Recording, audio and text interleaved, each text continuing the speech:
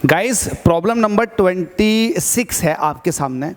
बड़ा अच्छा क्वेश्चन है, समझने की कोशिश करना। आपका कहीं ना कहीं जो ब्लर कॉन्सेप्ट है वो क्लियर होगा। देखो आपसे कह रहा है कि एक बीम है प्रोटॉन की, वो किसी स्पेस में से पास होकर जा रही है और जैसे ही वो स्पेस में से पास होकर गई उसके अंदर एक डिफ्लेक्शन आ गया। अब ये बताओ ये डिफ्लेक्शन किसकी वजह से आया है, इलेक्ट्रिक फील्ड की वजह से या फिर मैग्नेटिक फील्ड की वजह से। बस इतना सा क्वेश्चन है। अब आप चाहें पढ़ सकते हैं।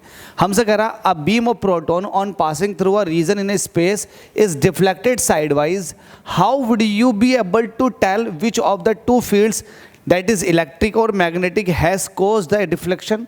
किसकी वजह से डिफ्लेक्शन आया होगा, बताओ किसकी वजह से डिफ्लेक्शन आया होगा। तो इसका सही आंसर क्या, देखो जब भी इलेक्ट्रिक फील्ड डिफ्लेक्शन करवाता है ना तो वो एक पैराबोलिक पाथ पे करवाता है। आपने देखा होगा कि आपके पास ये पॉजिटिव प्लेट होती है और ये नेगेटिव प्लेट होती है। अगर कुछ इस तरह का है, आपने एक इलेक्ट्रिक फील्ड इस्टेब्लिश किया हुआ है, तो यहाँ पर आप प्रोटॉन को भेज कर देखो।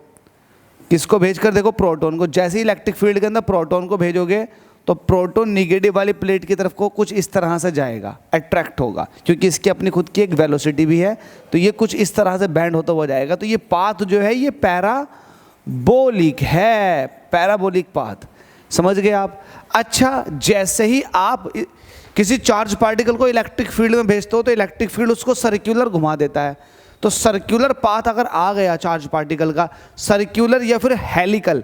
हेलिकल तब होता है जब आप किसी मतलब वेलोसिटी को मैग्नेटिक फील्ड के साथ किसी एंगल पर भेजते हो, तब हेलिकल पाथ बनाती है। लेकिन सर्कुलर पाथ तब बनाएगी जब वेलोसिटी मैग्नेटिक फील्ड के साथ जस्ट परपेंडिकुलर होगी।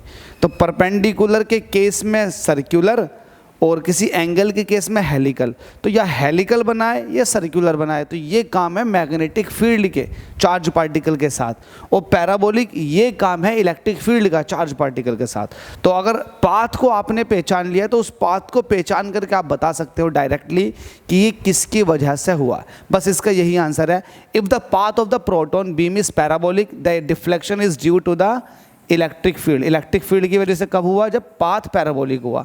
If the path is circular और हेलिकल, देखो पाथ अगर आपका सर्कुलर है या फिर हेलिकल है तो ये हुआ है मैग्नेटिक फील्ड की वजह से।